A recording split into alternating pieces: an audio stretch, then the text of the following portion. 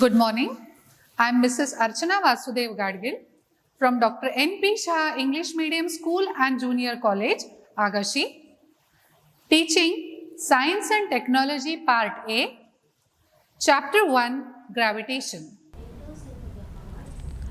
Welcome students.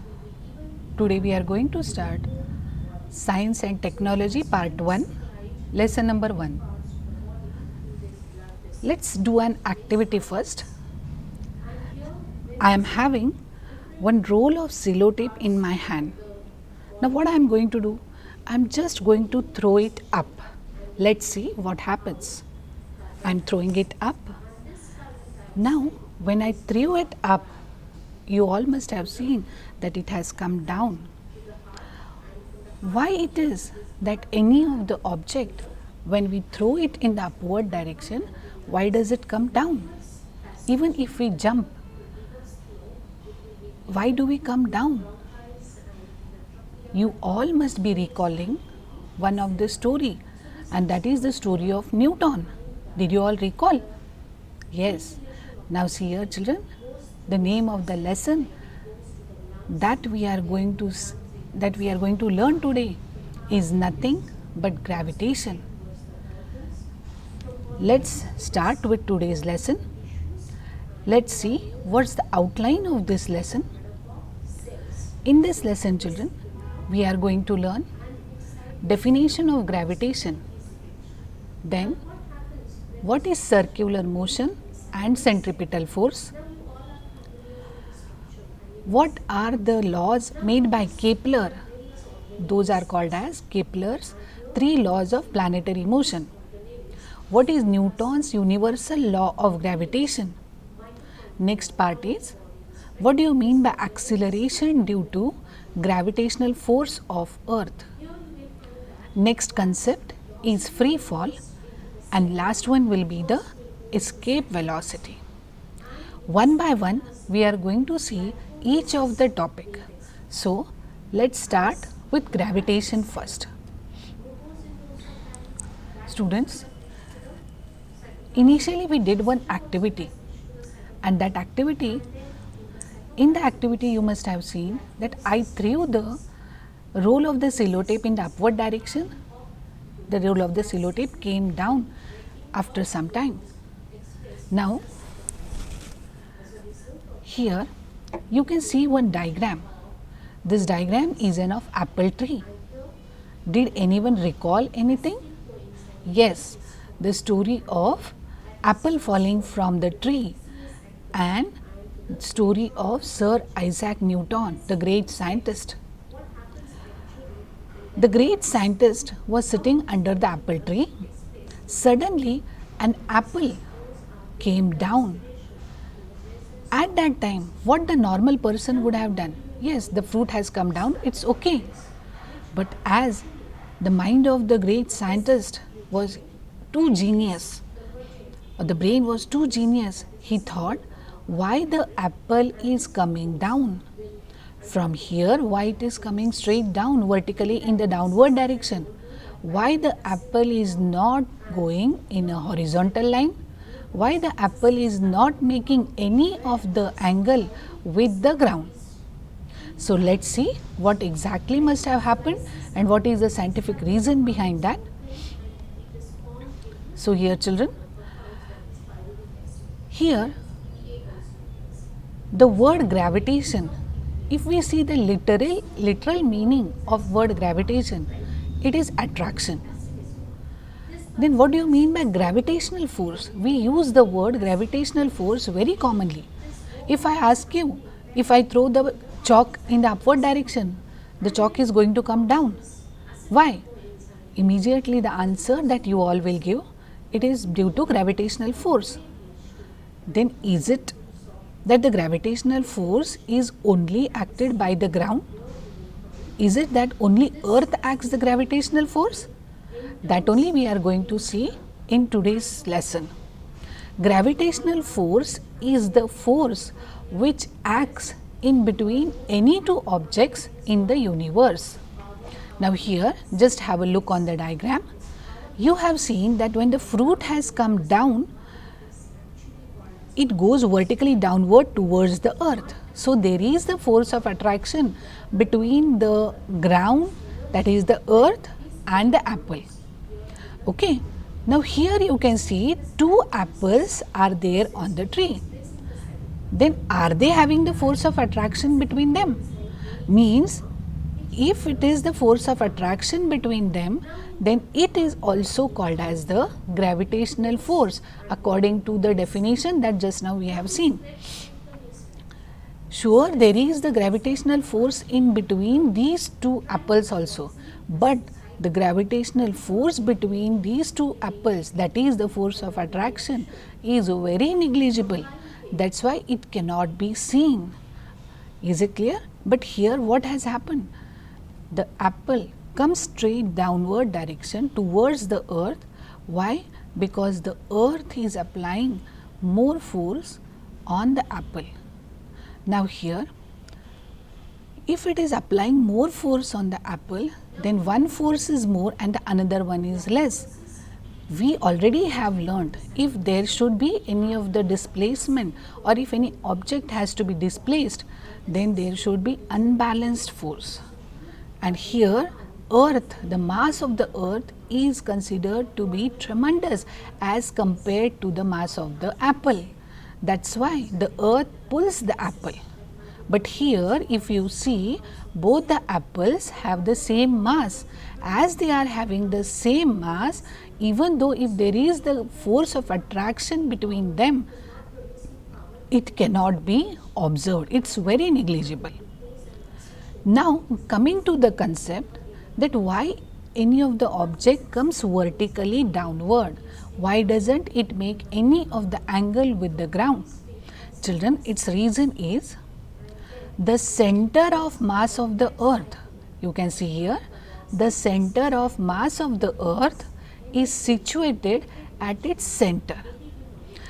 So here if you consider this as the earth, then its mass is at the center of this earth, and due to the mass is concentrated at the center, the pull is towards the center of the earth only.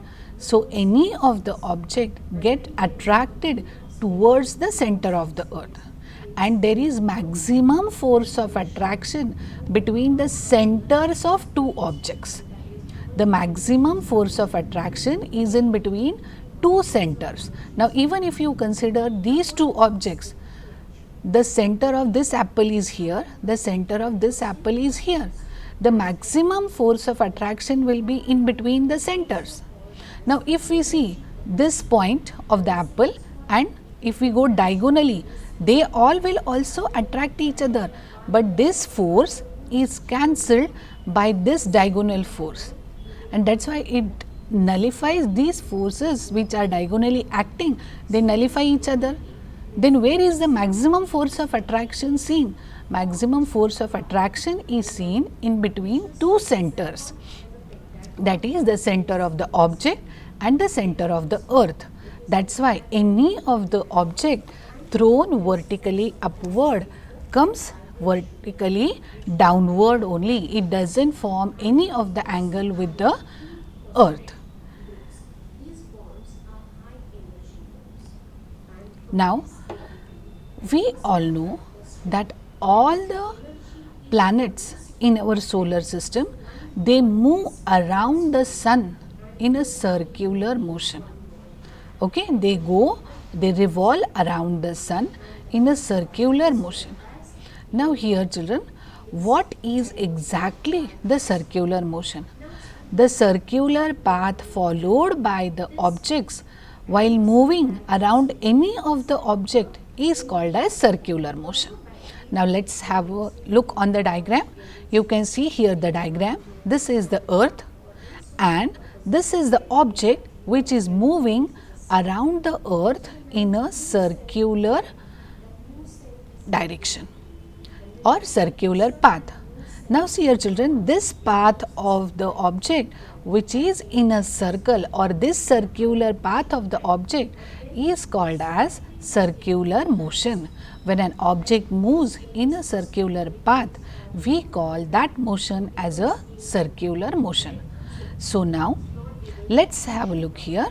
This object which is moving in a circular motion, if on this object an unbalanced force is act on it, then what happens? We know that the object will move further or its velocity will change. Now see here children, we know the property of the velocity. When the force is applied on any of the object, the property of the velocity is it moves in the straight line in the direction of the force. From where the force is applied, from there it will move in a straight line.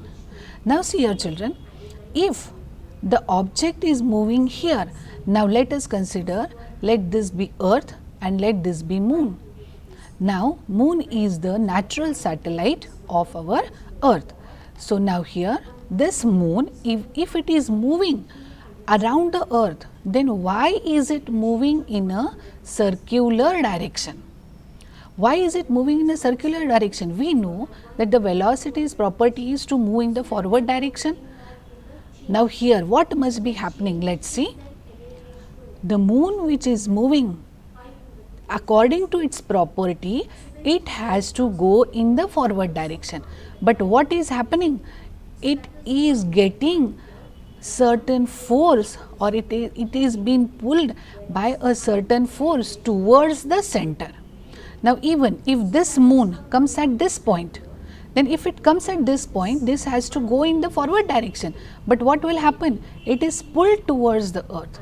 On each of the point it is happening the same. Instead of going in the forward direction, it is going circular, because every time it is pulled inside. Now if it is pulled inside, means there is the force, some force which is acting on the moon, which is pulling it towards its center. And who is there at the center? At the center there is earth. So what earth is doing? Earth is pulling the moon towards its center. That's why we see that the moon is moving in a circular direction around the earth. Now here comes the definition of centripetal force. Centripetal force is the force of attraction that pulls the object towards the center. This is called as the centripetal force. So let's see the definition. The force that acts on the object moving along a circle and is directed towards the center of the circle is called as centripetal force. What's the example of centripetal force? The orbit of the moon around the earth. Children, you must be remembering a farmer with a slingshot in his hand. A farmer who is having a big farm, he can't go on each and every place to just make the birds to fly from his crops. So what he does? He uses a slingshot.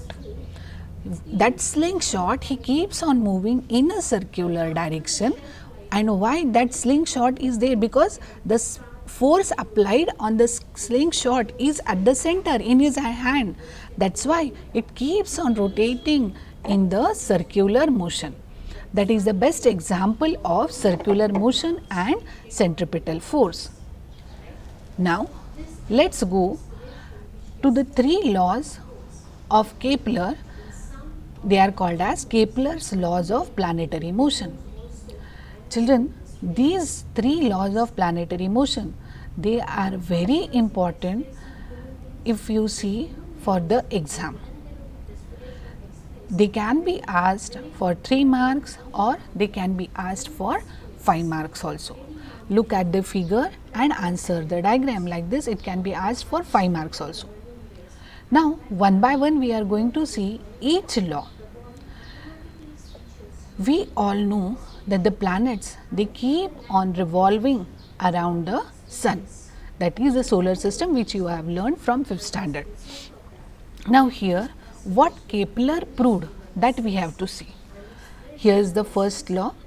The first law made by Kepler for the planetary motion is, he proved or he made the law that the orbit of the planet is an ellipse with the sun at one of the foci. Orbit of the planet means we know that around the sun the planets keep on moving. Now, if they are moving, or if we can use the word, if they are revolving around the sun, then he said that they are not revolving in a circular path, but the path in which they are revolving is an ellipse. Now, what is ellipse, children? It's not a circle, then what it is? Just come to this figure. You can see here, this is a cone. Now, this cone, if it is cut in inclined plane, then the figure which you get here, this is called as the ellipse. Now, see here, children, this is called as the ellipse. Now, what are the properties of ellipse? The very first property of ellipse is an ellipse has two foci. An ellipse has two foci. See here, here we can see this is the one and this is the another one. So, an ellipse has two foci. The second property of the ellipse is any point on the ellipse, if you add its distance from first foci to the second foci, means if you add f1 p1 plus f2 p1, then this addition is equal to f1 p2 plus p2 f2. This addition is equal to f1 p3 plus p3 f2, means this sum of the distance of the planet from both the foci is same for any of the position of the planet. So, here what is the first law? The planets who are revolving around the sun, they are revolving in an elliptical path. That is, they are revolving in this path and the sun is placed at one of its foci. Either the sun can be placed here or the sun is placed here. On any of the one foci, the sun is placed. So, I am reading again the first law. The orbit of a planet is an ellipse with the sun at one of its foci. Now, let us go to the second law. So, for the second law, we have to come to this figure. Now, here we have seen that the sun is placed at foci, that was in the first law we have seen this. So, let us see here, the sun is placed here, this is one of the foci and the planets are moving in an elliptical path. Now, let us consider the position of the planet at point A. Suppose the planet is at point A, and to move from point A to point B, let us assume that it is taking 5 minutes.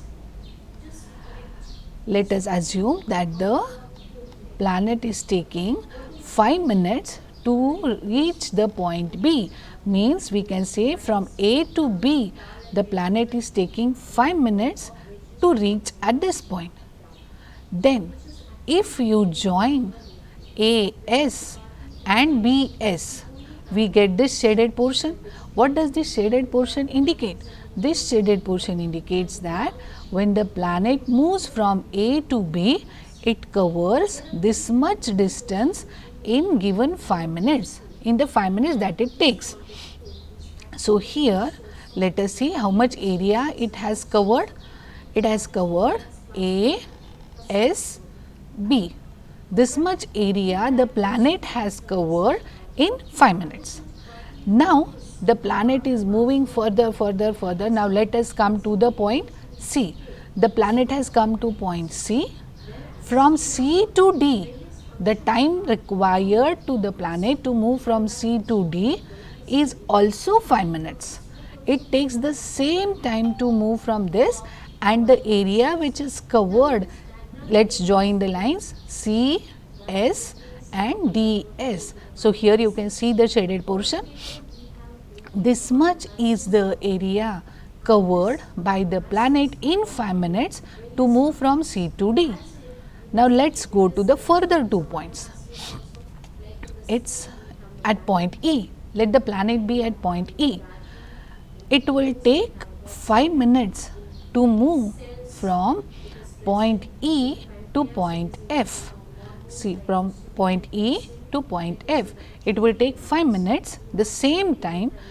And how much area does it cover? It covers the area E, S and F. This much area, this shaded portion is the area covered by the planet to move from point E to F. Now, what does Kepler's second law say? That the line joining the planet and the sun covers the equal distance in equal time interval. Now, if here the time intervals are same, here it is 5, here it is 5 minutes and here it is 5 minutes. If the time interval is same, means according to Kepler's law, the area covered is also same. So, what we can say? ASB is equal to CSD is equal to ESF. All these three areas are equal as the time intervals are equal. This is nothing but this is second law of Kepler. Now, if you see here, when the distance between the planet and the sun is less, the planet moves very faster. But if the distance between the planet and the sun is more, then it takes or it covers the same area, but it moves very slowly. Is it clear? So, this is nothing but this is Kepler's second law. Now, let us go to the Kepler's third law. What does third law state? The square of the period of revolution of a planet around the sun is directly proportional to the cube of the mean distance of the planet from the sun. Now, see here children, suppose we consider that this is the sun at one of the foci and at point B, our planet Earth is there. Now, to go around the sun, our Earth takes 365 days. To go around the sun, our Earth takes 365 days, that is we say 1 year to revolve around the sun.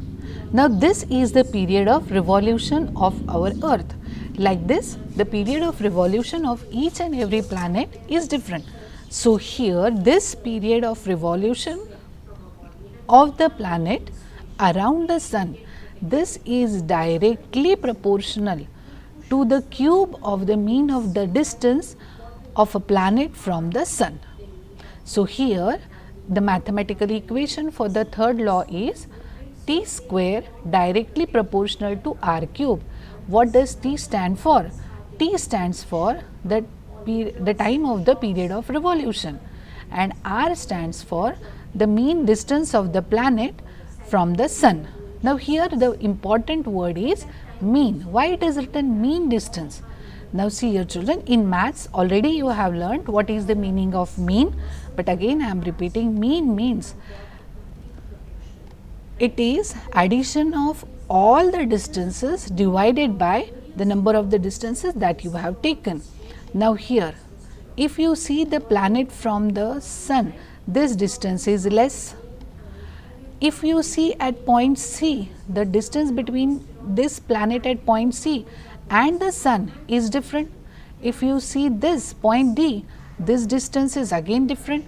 Now, if you see the planet, if it is at point E and if you measure this distance between the planet and the sun, again it is different. So, each planet shows different distance from the sun. Now, here if the distances are different, that is why we have to take mean of that. Is it clear children? Now, for an example, I will tell you what does mean means. If this, for an example it is, if this distance is 1 meter, this distance is 4 meter and this distance is 6 meter. Suppose let us consider this as 2 meter, this as 4 meter and this as 6 meter. Then what will be the mean distance? 2 plus 4 plus 6 divided by 3. That is 2 plus 4 6, 6 plus 6 12, 12 divided by 3, that is 4. So, the mean distance will be 4 meter. Is it clear? This is the way how you have to calculate mean. So, the third law is the period of revolution, the square of the period of revolution of the planet is directly proportional to the distance, mean distance of the planet from the sun. As the distance increases, the period of revolution also increases. The distance decreases, the period of revolution also decreases. So, children, these are the Kepler's 3 laws of planetary motion. The very important question in the point of view of your exam, either for 3 marks, that is, explain the 3 laws made by Kepler or explain 3 laws of planetary motion, or it can be asked for 5 mark with this diagram. Diagram can be given and based on diagram the questions can be asked.